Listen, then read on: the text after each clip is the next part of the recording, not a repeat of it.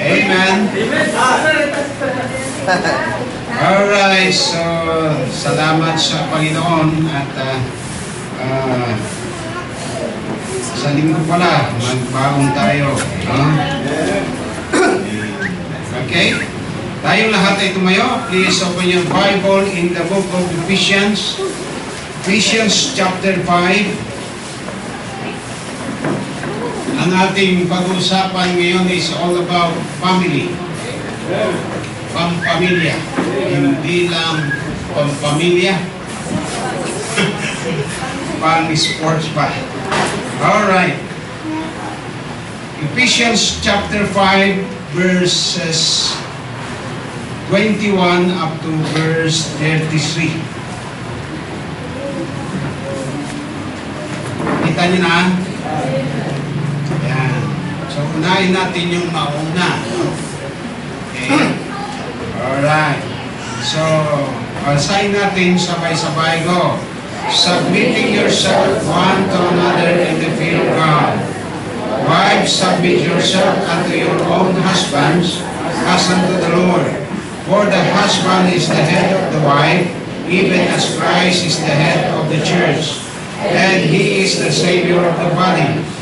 Therefore, as the church is subject unto Christ, so let the wives be to their own husbands in everything.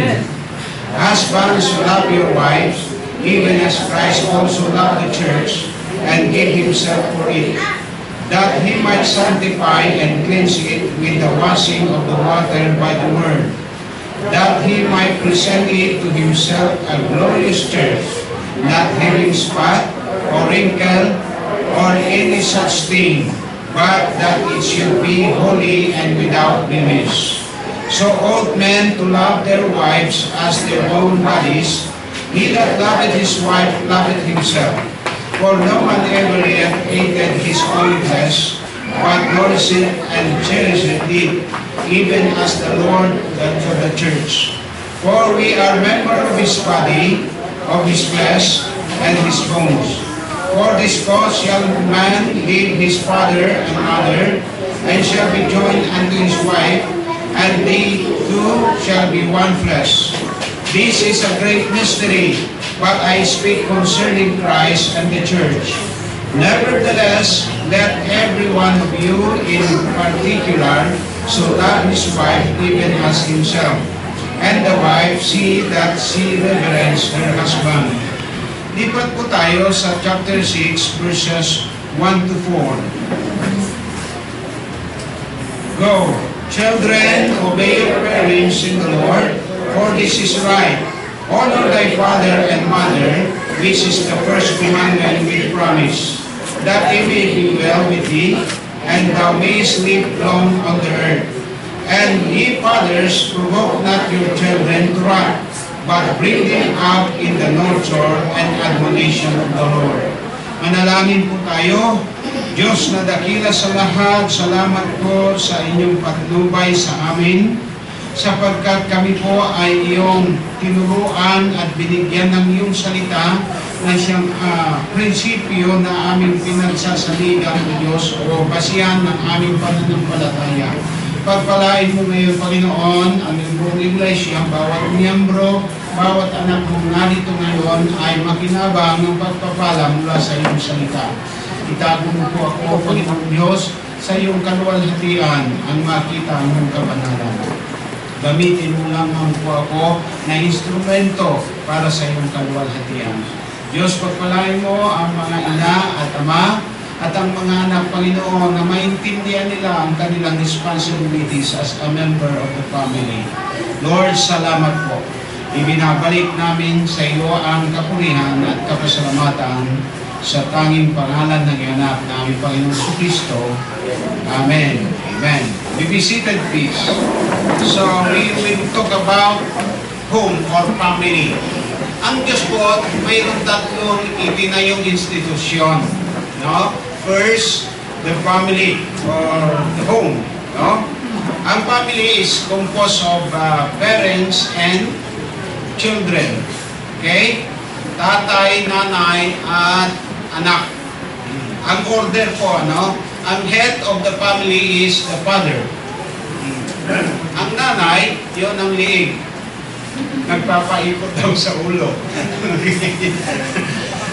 Kaya sabi ko naman, kung madiwara, okay, sakalin. Alright, so dito makikita natin, mga kapatid, na minamahal, ang pamilya, itinayo ng Panginoon yan. Ha?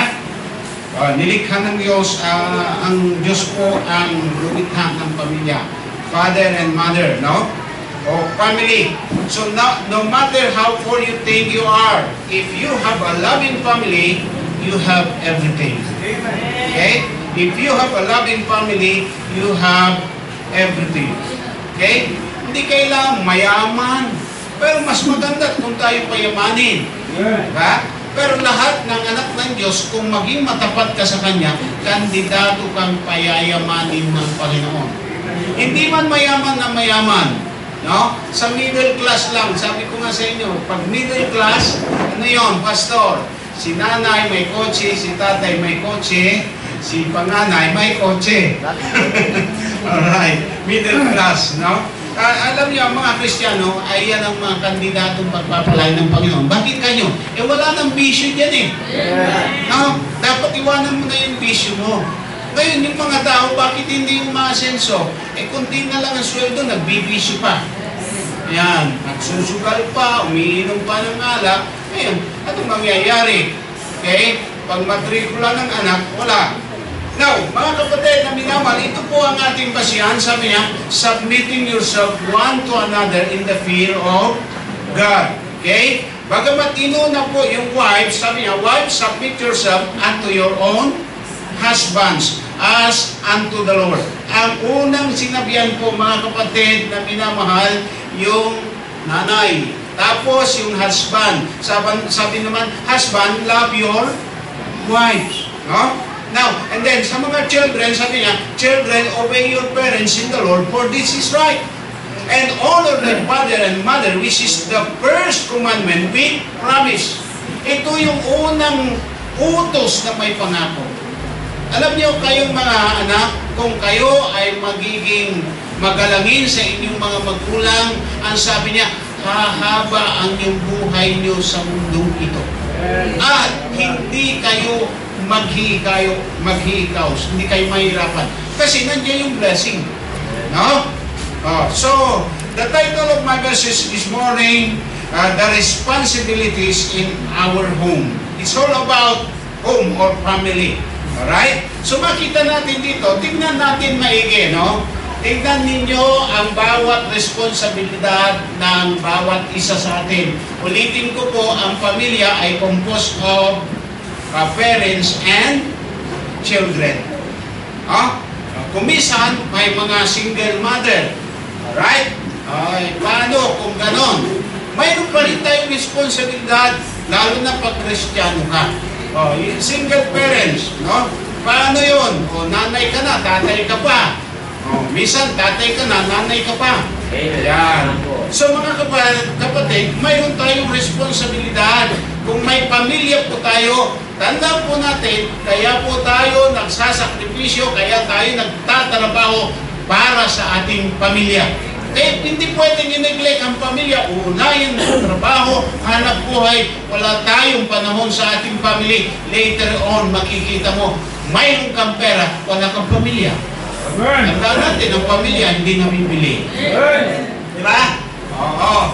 Kaya tanda natin, tingnan naman natin yung ating responsibilidad. No? Bilang miyembro ng pamilya, unahin na natin yung mga babae, wives, submit to your husband. Okay? Amen? To your husbands. Sabi niya, wives, plural, submit to your husbands. Ang sinasabihan ko dito, lahat ng asawang babae. Ano ba ang papel mo bilang miyembro ng pamilya? Sabi nga, ang babae ang siyang ilaw ng tahanan. Ang tatay ang haligi ng tahanan. Ano naman ang papel ng anak? Kayo yung hagdan. Kayo yung baliktang. Alright, mga kapatid na minamahal. So, First Peter chapter 3 verse 1 to 5. Ito po yung obligasyon ng babae na asawa. Likewise, First Peter 3 chapter 1 to 5. Basahin natin maigi sapagkat malinaw ang salita ng Diyos. No? Hindi na tayo gagamit ng mga supplementary books. Hindi na natin kailangan ng ano pa. Okay? Para maintindihan natin ang salita o ang ating obligasyon o ang inyong obligasyon bilang mga ina. Okay? Ang sabi po dito, verse 1, likewise, ye wives, be in subjection to your own husbands, that if any obey not the word, they also may without the word be won by the conversation of the wives. Okay? While they behold your taste, sabi niya, conversation coupled with fear, whose adorning, let it not be the outward adorning of plaiting the hairs and of wearing of gold or of putting on of apparel, but let it be the hidden man of the heart, in the which is not corruptible, even the ornament of meek and quiet spirit, pansinin niyo yan, and quiet spirits, which is in the sight of God of great price. For after this manner in the old time, the holy women also, who trusted in God, adorned themselves, being in subjection unto their own husbands. Okay? Be quiet in spirit. Alam niyo, mga kapatid na minamahal, yun po ang sinasabi dito. Wives, be in subjection to your own husband. Lalo na sa mga Kristiyano, halimbawa, ang asawa mo hindi pa Kristiyano, ikaw na babae Kristiyano na, para mawin mo yung asawa mo sa Panginoon, dapat mayroon kang tinatawag na quiet spirit. Na quiet spirit, hindi madiwara. Amen? So, bakit kayo madiwara yung mga babae? Alright? Hindi ko dinidegrade yung mga babae, pero ayon sa statistic, ulitin ko po yung sinabi ko sa inyo nung nakaraan, women speak an average of about how many words a day? Nakalimutan nyo na ata. 7,000 words a day. And men average just over 2,000 words. Okay? Ibig sabihin, mas matiwara ang babae. Bakit kaya? Ang dali mo makyat ang dugo ng babae sa ulo, ano? Alright? Magagalitin. Alam nyo yung anger, yan ay short word ng danger. Yung anger, lagyan mo lang ng D. Anong basa? Danger. So, anger is the feeling that makes your mouth work faster than your mind. Amen? Pag galit na kayo, nagiging rapido yung salita nyo, pero mabagal ang isip nyo. Hindi ba ganon? Oo, and lalo na pag nagmumura kayo, hindi magandang testimony yan. Mayroon na akong nabasa.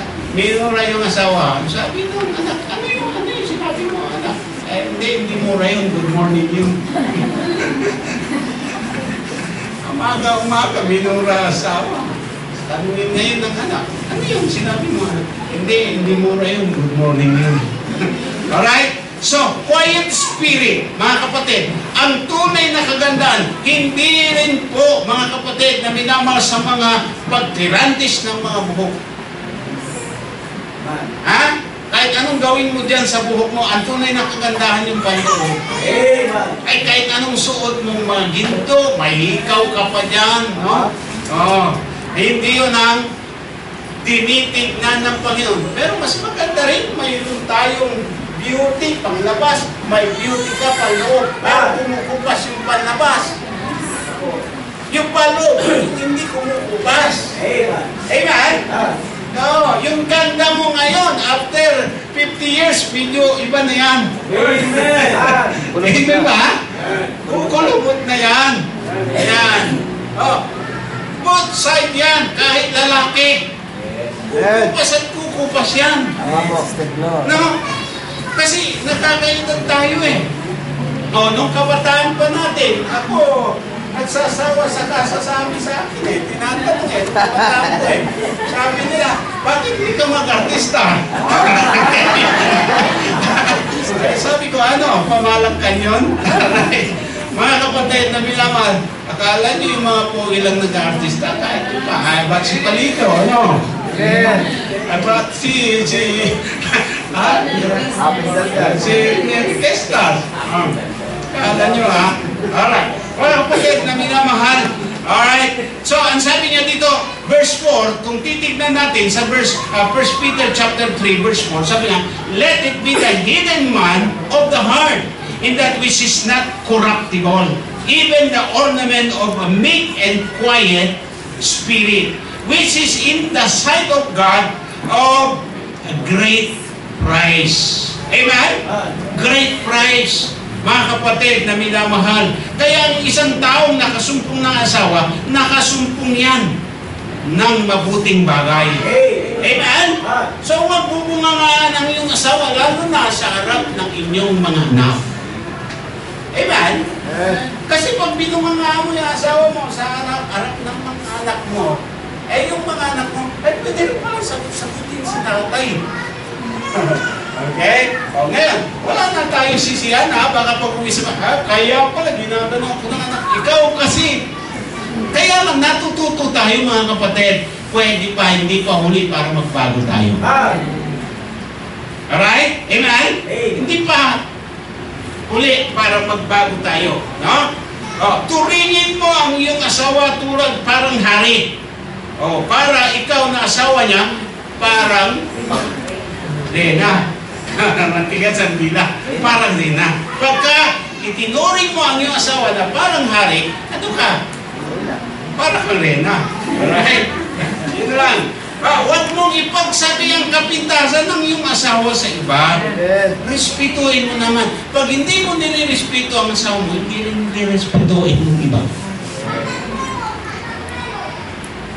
Amen? May mga asawang gano'n eh. Ay, yung asawa ko, alam mo? Yung paa! Amoy daga! Pag inalis yung bigas, pag ipinato, dumidikit sa palit. Yung pala eh, hindi nagpapalit ng bigas eh. Okay? Hello, amen?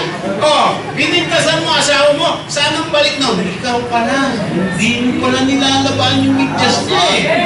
Baka yung bigas niya, 10 taon na, hindi nagpapalit, nag-iisa lang. Ibili mo yan ng bigas. Amen? Oh, yung asawa ko, hindi nagtututbrush. Eh, baka hindi mo pinahiram. Okay? Sa kabaliktaran naman, alam niyo, mas maganda yung ang babae tahimik. Eh, pastor, baka pumutok.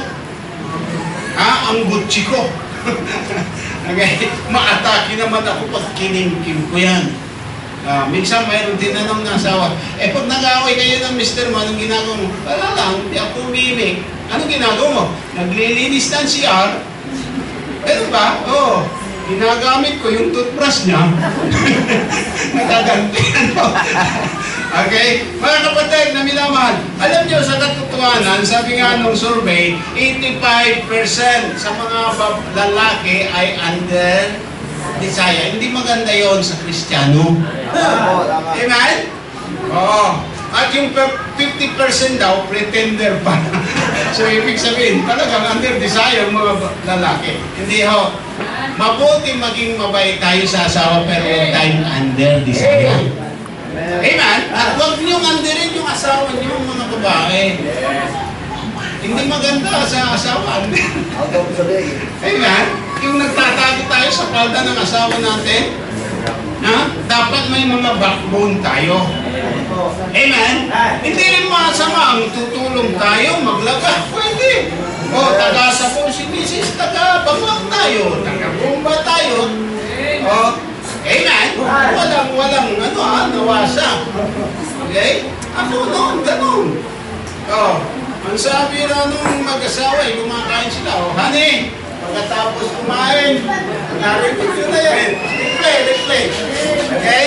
Ikaw maghugas ng plato, sabi yung babae sa asawa niya. Sabi ng lalaki, honey, kaya nga ang panghugas, ang pangalan, Joy. Kasi trabaho ng babayan. Sabi ng babae, para ha? Ako bumili ako, Mr. Clean. Ikaw maglaba. Ikaw maglaba bukas. Okay. Pag hindi kaya ni misis, gawin mo. Oo. Right? At huwag tayong maging huwag niyong ina-under yung mga asawa ninyo. Amen? Amen. Oo. Tatawanan ng mga kasama Ay, yung iba, dahil sa nakantsawan, o napapatigas ngayon, huwag naman tayong makakuha sa kantsaw. Amen? Uy, naglalaba ka, under desire ka yata. Hindi lahat, hindi ko mo naglalaba under desire. Amen? Oo. Hindi nakakaya na sabihin mo, yung ayaw ng asawa ko, ginagawa ko. Hindi ka na under desire talaga. Lahat ng ayaw ng asawa mo, ginagawa mo. Oo, ayaw magsaing, ako nagsaing. Ayaw mamlansya, ako naman. Okay? Hindi naman masama yun. No? Kaya lang, mga kapatid na minamahal, alam natin ang papel ng asawa. Asawang babae. Now, in verse 22, sabi niya, wives, submit yourself unto your own husband as unto the Lord. Alam niyo po yung salitang submit, ito po'y mas malalim, mas matimbang kaysa yung salitang obey. Okay? Pag ikaw na babae, nagpapasubmit ka sa asawa mo, kahit hindi ka inuutusan, ginagawa mo. Yung obey, inutusan ka, kaya sinunod mo. Yung submit, ikaw yung nagpapailalim sa kanyang kapangyarihan, sa kanyang pamamahala. At huwag din tayo, huwag kayong maging kontrabida sa asawa niyo. Amen. Amen. Amen? Minsan ang babae talagang napaka-kontrabida yan. Amen. May ginagawa ka, hindi pa tapos. Siyempre, sinimulan mo pa lang. Siyempre, pangit. Pangit na naman yung ginagawa mo. Hindi pa tapos, pinintasan na. Hindi man ma-appreciate. Hello? Kaya hangang-hanga sa aking asawa ko Sabi ko lahat, kaya kong gawin yun Amen? Kaya kong gawin Alright. Titignan naman niya, panunurin niya. Pag mali, susubat niya. Alright. Ganun lang naman yung mga asawa. Now, huwag niyong kakalimutan yung salitang submit. Ang sinabayan niyan, ang mga babae. Amen?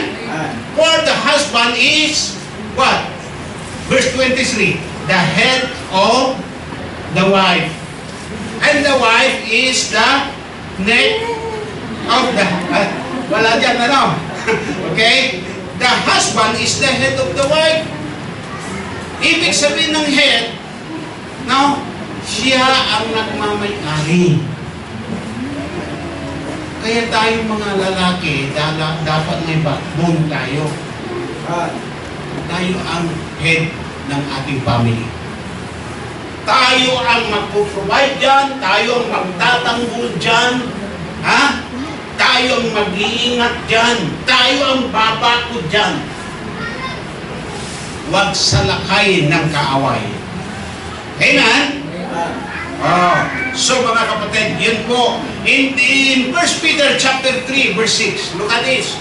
Gumamit pa ng halimbawa si Pedro sa Old Testament. Sabi niya, verse 6, 1 Peter 3, verse 6, sabi niya, even as Sarah obeyed Abraham, calling him what?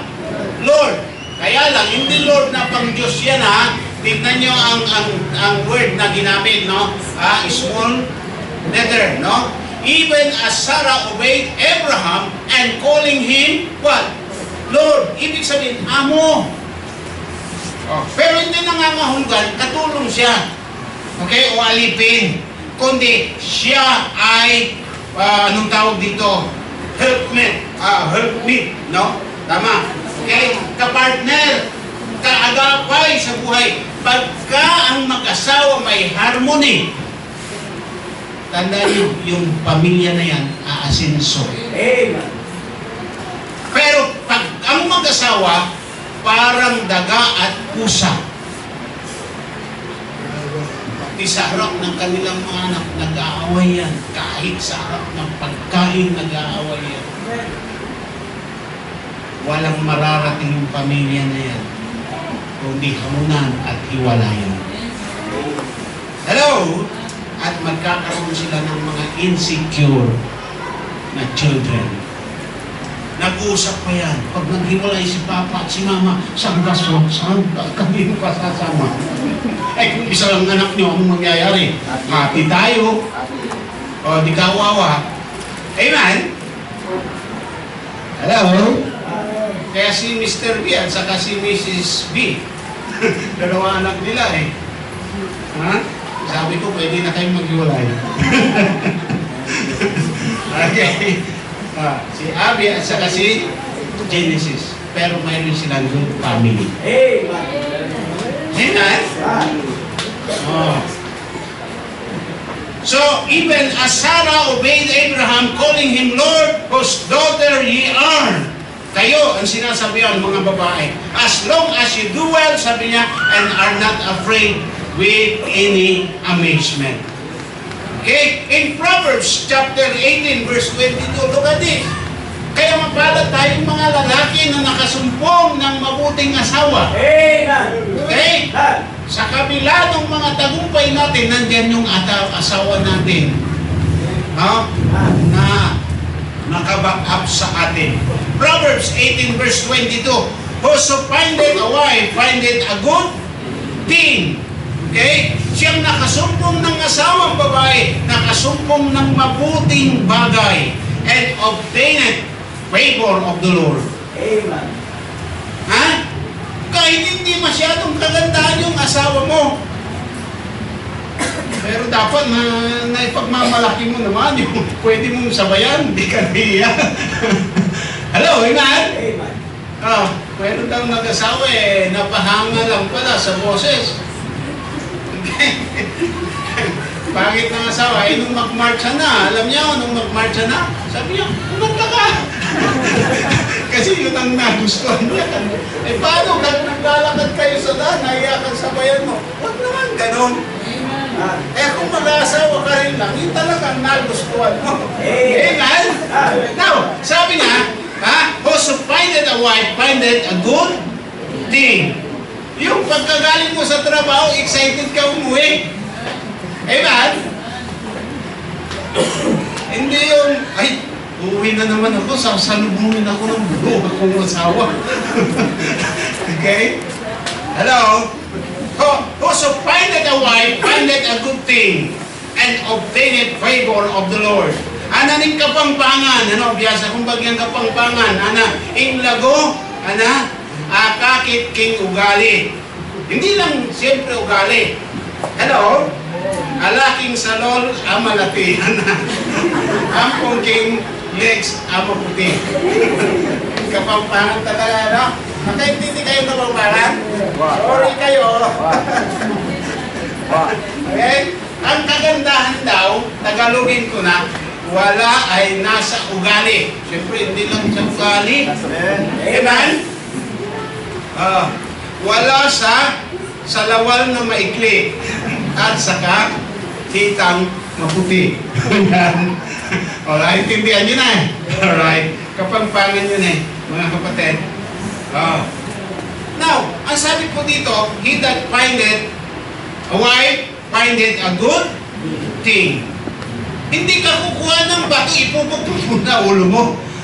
Pag nag-asawa ka, handa ka na bumuo ng pamilya, handa ka na sustentuhan yan. Kaya tama rin yung kasabihan, ba't hindi ka pa mag-asawa? Wala akong ipapakain. Huwag ka nga mag-asawa kung wala kang ipapakain. Ano ba yun? Ha? Kambing, isusuga mo lang dyan sa damuhan. Hindi rin pwede yun. Mga kapatid, namin naman, may nagtanong sa akin, Pastor, ano bang edad na pwede nang mag-asawa? Sabi ko, pag handa ka na. At syempre, tapos ka na. Kung nag-aaral ka. Kung nag-aaral ka pa, huwag ka munang liligaw. Baka hindi ka makatiis, ikaw ay makabuntis. Ha? Hello? O, hindi nakapaghintay, naging tatay. Right? Dapat may goal ka. Magkatrabaho ka muna.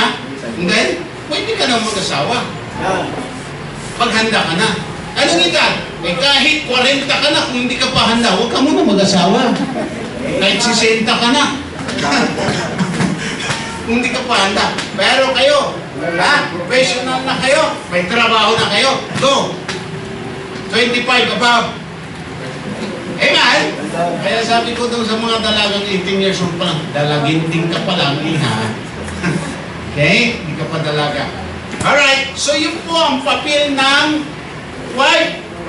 Okay? Ulitin ko, ang asawang babae, yan ang ilaw ng tahanan. Pag masinop ang babae, mga kapatid na minamahal, tapos masipag ang lalaki, yan ay isang pamilyang aasenso. Pagpapalain ng Panginoon. Lalo na Kristiyano kayo, dapat kayo naglilingkod sa Diyos, lalo kayo mag-bless ng Panginoon, hindi lang materially, but also physically and spiritually. Amen? Now, husband. Hello, husband. Alright, dito naman tayo sa husband. Tapos na tayo sa mga nanay. Okay? Hello? Husband, love your wife. Okay? Mahalin nyo ang iyong asawa. Hindi ko mo, naanakan mo na ng siyam. Siyempre, mapangi. Okay, isipin mo siyam. Okay? O siyam nagalaga ng anak nyo. Inabunuan na yan, dinilig pa yan. Di ba? Diba, pag may anak ka, lalo na pagka hindi maagandang kalong-kalong mo yan, maya, nahihiyang ka, mamaya, umuko yan. Naabunuan pa, na dilig pa. Okay? So, huwag magbabago. Ang pagmamahal, hindi kumukupas. Dililigawan pa rin yan. Kahit 20 taon na kayong magkasama. Amen? Kaya ako, kung ako ang tatanungin nyo, ang advice ko, kahit matanda na po tayo, dapat magkatabi po rin tayo sa hilakan. Magkasama tayo sa isang bubungan. Amen? Amen? Amen. Now, pag nagkamali ang iyong asawa, huwag mong tawanan. Sabi nga nung nabasa ko sa Facebook, sabi, laughing at your own mistake can lengthen your life. Laughing at your wife mistakes, sabi nga, can shorten your life. Tawanan mo ang sarili mo. Pag nagkamali ka, sabi nga, mahahaba yung buhay mo. Pero pag nagkamali asawa mo, huwag mong tawanan, iiksi ang buhay mo. Lalasunin ka niya. Titimpla ka ng kape, lalagyan ng bitsin yan. At saka hindi rin masyadong maganda, advisable yung malaki ang yung insurance. Baka maaga kang mamatay.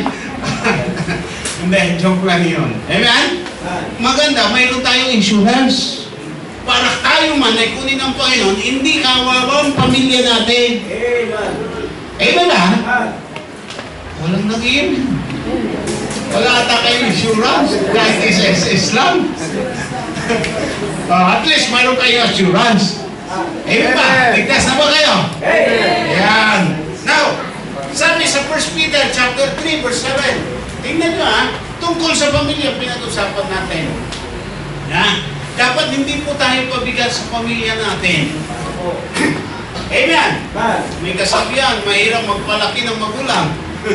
Okay. Now, ang obligasyon natin, palaki ng ating mga anak, paaralin ang ating mga anak, pag naman tayo matanda na, kayong mga anak, makikita yung obligasyon nyo sa iyong mga magulang. Huwag niyong ipadala sa bahay ang punan. Kung kayo maliliit, hindi namin kayo pinaampon. Hello? Hindi ako nanunumbat. Ano Okay, 1 Peter chapter 3 verse 7. Sabi niya, likewise ye husband, mga lalaki, dwell with them, with your wives, according to what? To knowledge, giving honor unto the wife. Sabi ko dito, as unto a weaker vessel. And as being heirs together of the grace of life, that your prayers be not hindered. That your prayers be not hindered. Napansin ko po yung praise na yung pananalitang ito, sabi po, that your prayers be not hindered. Alam niyo, pagka ang mag-asawa, hindi yan magkasundo, pati prayer nila apektado. Amen. Paano ka mananalangin kung lagi kang galit? Hello?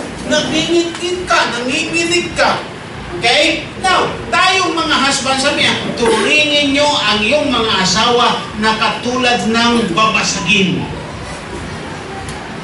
Di ba pagka mayroon tayong binibili o isang bagay, gamit na babasagin, anong nakalagay sa level niya? Okay? Please, handle with care. Oh, nung nililigawan mo, ha? Suyong-suyo ka, niaakyat lang yan, inahawakan mo, tatawid lang sa daan, inaakay mo. Ngayon, nanakan mo ng 5, 3, nakatawid ka na, nandun pa sa kabila. Bagal-bagal. Ano, bagal-bagal mo, nanag ka pa. Ako sasabi mo, kamutangan mo. Okay? Dapat hindi mawawala yung pagsuyo. Amen. Amen? At pinupulungan mo yan paminsan-minsan, I love you. O sasagot yan, I love you too. O sagot ka uli, I love you 3. Diba? Eh dapat hindi nawawala yun. Amen. Amen? Oh, hindi naman tayo nagsiselebrate ng Valentine's, pero paminsan-minsan, pag Valentine's, ilabas mo yan.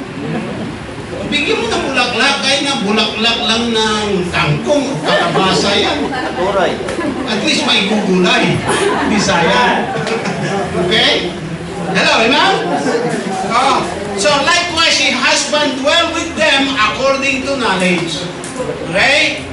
Kaya Kristiyano tayo, alam natin yung prinsipyo. Amen?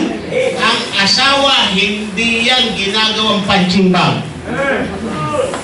No. Noon, hindi pa tayo Kristiyano, hinihimas mo yung manok mo. Yung asawa mo pa, hinihimas mo. Okay? Oh, pinapausukan mo pa yung manok mo. Now, mga kapatid, likewise, si husband, sabi niya, well with them, according to knowledge, giving honor unto wife, as unto a weaker vessel. And being heirs together of the grace of life. Amen. Yan yung kapartner mo. Okay? Kasama mo yan sa buhay na kayo ay nakalaan na pagpalay ng Panginoon pag maganda ang iyong pagsasama. Amen. That your prayers be not hindered. Para yung prayer nyo hindi nahihinder. Oh, mas maganda kung nagpipray kayong magkasabay. Amen. Eh, di ba? Oh, manalangin kayo bago kakain, magkasabay kayo. Hindi yung kanya-kanya. Di ba? O dahil magkaaway kayo, kakain na. Ha? Sinisin niya mo yung anak mo. Iabot yung ulam sa tatay.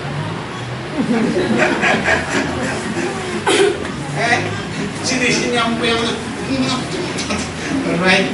Mga kapatid na binaman, hindi ganon. Alright? Amen?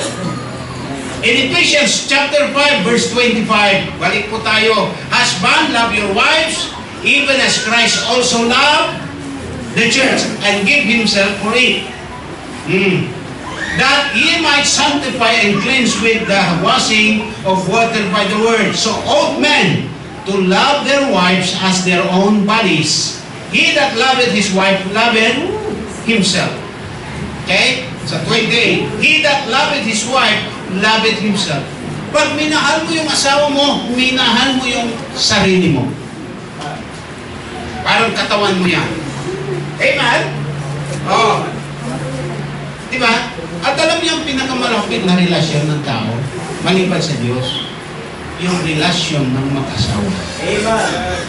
Oh, maganda yung may kapatid tayo, maganda relasyon natin sa ating kapatid, pero iba yung relasyon mo sa asawa. Maging sa magulang mo. Kasi ang asawa mo, kahit na ano, hindi ka nahiya dyan eh. Pero sa magulang mo, nahiya ka. Amen ba? Naranasan ko yan. No? Eh, hindi pa kami matagal magkasama ni Ma'am Pio, nagkasakit ako ng medyo mabigat. Pinaliguan niya ako. Paliliguan ka ng kapatid mo, nahiya ka. Paliliguan ka ng nanay mo, nahiya ka. Eh, di ba? Pero sa asawa mo, hindi ka mahiya. So, yun ang pinakamalapit na relasyon sa tao. Okay? Alright? So, sabi niya 28, so ought men to love their wives as their own bodies. He that loveth his wife loveth himself. For no man ever yet hated his own flesh, but nourisheth and cherisheth it, even as the Lord, sabi niya dito, the church. For we are member of his body, of his flesh, and of his bones. Verse 31, for this cause shall a man leave his father and mother, and shall be joined unto his wife, and they two shall be one flesh. At alam nyo, kayong mag-asawa pa lang, alam ko, no, someday pakikinabangan nyo ito, kung hindi man ngayon, yung mga wala pang asawa, i-apply nyo yan sa buhay nyo. Pag nag-asawa kayo, ang babae at lalaki, pag nag-asawa, dapat humiwalay sa magulang. Huwag kayong sandal kay tatay, kay nanay. Magsarili kayo. Kahit na convertible room lang. Sa umaga, kusina o salas. Sa gabi, tulugan. Hello? Dapat magsarili kayo. Ayan. Para alam nyo yung kailangan nyo.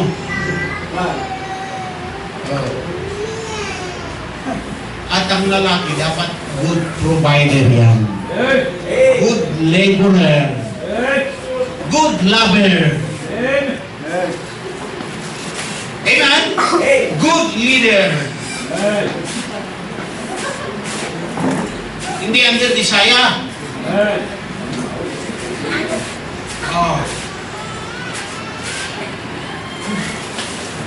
Dapat ang lalaki yan ang decision maker. Amen? Yan ang gumagawa. Yan ang final decision ng lalaki.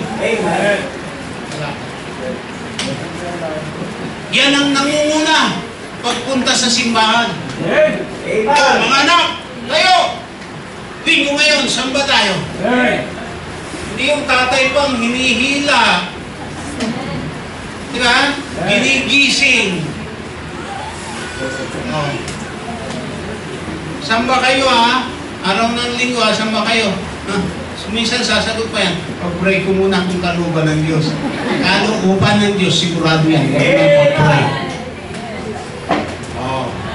Ay ba't pag pupunta ka ng pasyalan, hindi mo na pinapipray kung kalooban pa ng Diyos yan. Linggo, hindi kalooban ng Diyos yan. Ang kalooban ng Diyos, pumunta ka sa simbahan. Yan ang kalooban ng Diyos. Kahit hindi mo na tanungin. Okay? Hello, amen? Nagkakaintindihan tayo? Alright. So, sabi niya, for this cause shall a man leave his father and mother, and shall be joined unto his wife, and they two shall be one flesh. O nakita niyo dyan yung salitang one.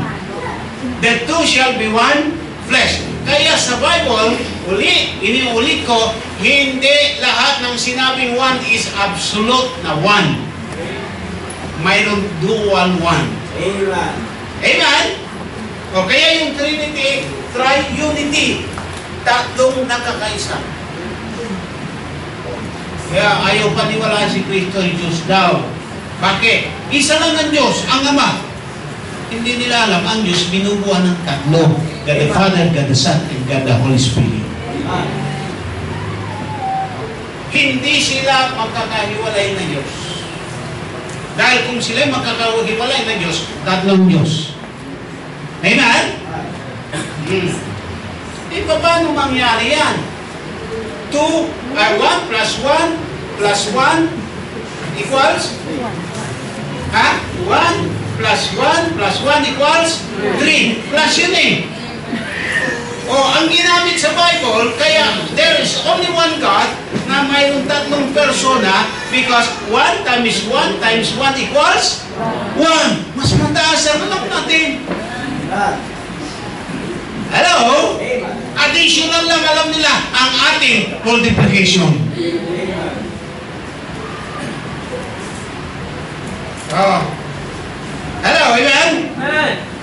So this is a great mystery, sabi niya, but I speak concerning Christ and the church. Nevertheless, let every one of you in particular so love his wife even as himself, and the wife see that she reverence her husband. She reverence her husband. Ibig sabihin, galangin mo, respetuin mo ang iyong asawa. Kahit na mas mataas ang pinag-aralan mo kaysa kanya. Sapagkat siyang head. Amen? Amen. Yun ang Bible principle, no? Mga kapatid na minamahal, sa verse 25, husband, love your wives, even as Christ also loved the church and give himself for it. Okay? Ito po, mga kapatid na minamahal. Sabi niya, 32, this is a great mystery, but I speak concerning Christ and the church. Ha? Okay? So, tapos na po tayo sa wife. Number 2, husband. Ito na. Children, makinig kayo. Amen. Hello? Nandiyan pa ba kayo? Amen. Children, obey your parents.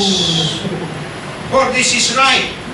At ito po ang utos na may kalakip na pangako upang ikaw pagpalain sa mundong ito at hahaba ang iyong buhay. Tandaan mo, ang anak na rebelde, hindi yan pagpapalain ng buhay. Baka mapaikli ang buhay mo. Amen? Kung hindi man maikling buhay mo, gagapang ka. Susumpahin ka ng Panginoon. So, children, obey your parents. Now, itong mga anak natin, pastor, paano? Kung ang tatay ko ganito, kung ang nanay ko ganito, wala ka pa rin karapatan na magrebelde sa magulang mo. Tama po. Hello? Amen? Now, tayo naman mga tatay, mga magulang, okay? The quality of a father can be seen in the goals, dreams, and aspiration he set not only for himself but for his family. Dapat po ang isang tatay mayroon tayong goal sa ating pamilya. Alam niyo, nung bata pa ako, mayroon akong mga magulang. Sabi na, huwag ka nang mag-aaral, tama na yung kaya mong isulat yung pangalan mo. Okay? Hindi ka na maliligaw, marunong ka lang bumasa. Hindi enough yun eh. Paano hahanap yan ng trabaho? Hello, amen? Oo.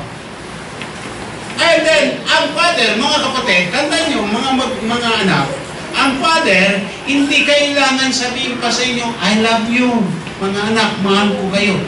Pinapakita niya yan sa kanyang ginagawa sa inyo. Yung kayo'y pag-aralin, yung kayo'y sustentuhan, yung kayo'y pakainin, yung kayo'y damtan,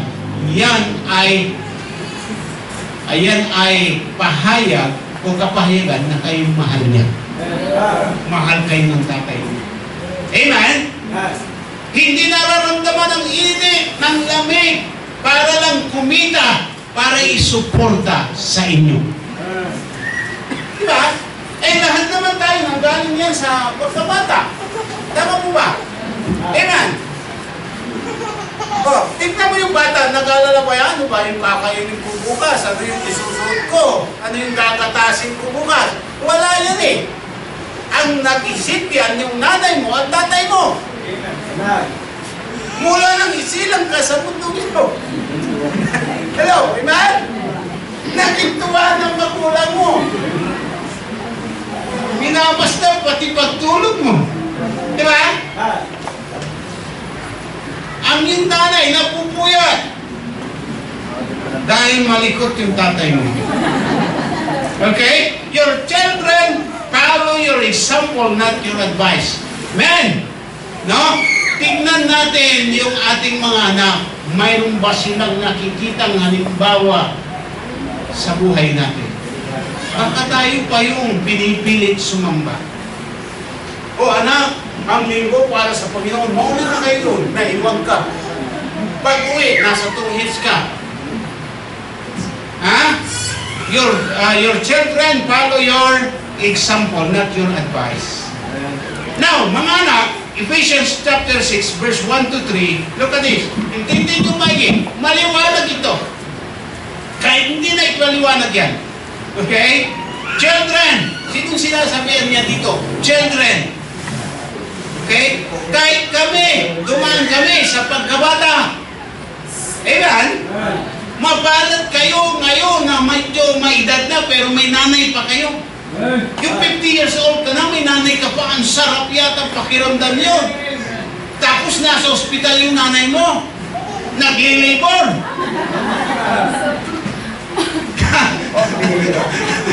Di ba?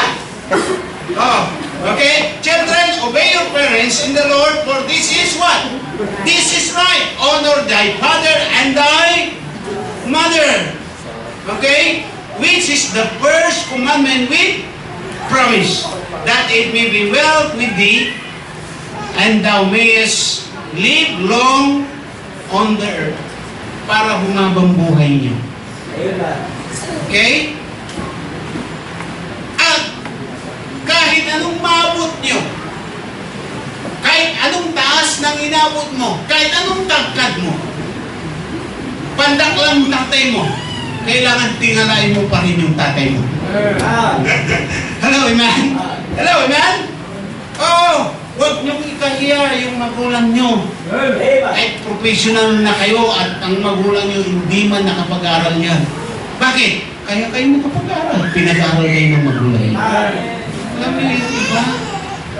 At kung minsan nakakalungkot, yung mga may kakayahan, mag-aral, ayaw naman mag-aral. Yung ibang mga magulang nagsakripisyo sa abroad. Bata pang mag-asawa, hiwalay ng magkalayo, tumanda na yung isa sa abroad. Alam niyo, malungkot din yun. Para lang masustento ang kayo. Alam niyo ako, hindi ko in-encourage. Kung tapat ka sa Panginoon, nung tayo dito pa lang pagpapalain ka ng Diyos. Hindi pa advisable mag-road ka kung wala pa kayong anak. Malilit pa ang mga anak mo. Hello, amen? Ay hindi lahat ng nag-abroad pinapalad. Ngayon ba? Pwede kung makasama kayo doon sa isang bansa. Doon na kayo mamuhay, pagpalain kayo ng Panginoon. Kaya hindi na kayo umuwi. Kung maalala nyo kami, hindi padala nyo kami yung dolan. Hello, amen? Kaya hindi na kayo umuwi. Basta magpadala lang kayo. Iba yata yun mo. Hindi lang pera ang kailangan natin, yung relationship na pagkalaga. Amen ba? Oh. And your parents brought you up, so don't let them down. Amen? They don't leave you when you were young, so don't leave them when they are old. Huwag niyong iwanan yung mga anak, yung mga magulang niyo. Pinagpala na kayo ng Panginoon. Alright? Pagtanda ng magulang nyo, pag hindi na kayo maghanap buhay, kayo ang magpapakain dyan, mag-aruga dyan. Hello? Huwag nyo dalhin sa bahay ang punan. Tayong mga Pilipino, family-oriented tayo. Mas gusto natin tayong nag-aalaga sa mahal natin sa buhay kaysa iba. Amen? Amen ba? Mga anak, mag-aral kayo mabuti. Oh. Siyempre, pag may pamilya na kayo, priority niyo pa rin pamilya niyo, pero huwag niyo kakalimutan magulang niyo. Hindi kayo makakahanap ng kapalit sa magulang. Amen. Amen? At someday, magiging memory na lang sila sa inyo. Ako, hindi ko na nakita Hindi ko napasama loob ng nanay ko. Kahit minsan. Kasi 5 years old pa lang, patay mo. Hindi ko, pati yung mukha niya, hindi ko na ma-imagine. Lumaki ako sa lola ko. Pero busog din ako ng pagmamahal sa lola ko. Pero iba yung nanay mo nagpalaki sa'yo. Amen? Diba? At ang pinakamasayang parte ng pagiging magulang, yung makita mo ng anak mo nasa maayos na kalagayan. Amen? At ang mga anak mo, hindi ka kinakalimutan. Alright? Amen? Now, anong sabi sa Proverbs? Look at this. 13 verse 1. A wise son heareth his father instruction, but a scorner heareth not rebuke. A wise son, ang matalinong anak, nakikinig yan sa turo ng kanyang tatay. Kaya kayong mga may tatay pa, kung ang tatay mo naman, lalo na Kristiyano na, dapat siyang higit na maka-impluensya sa iyo.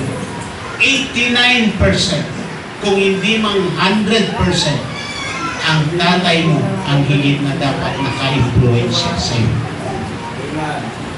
Hello? Malamang ganun dapat eh. Kaya tanungin mo ang isang bata, sinong tatay mo? Kukulo ko yan. Sinabi niya ang tatay, ay, kaya naman pala eh. Hello, amen?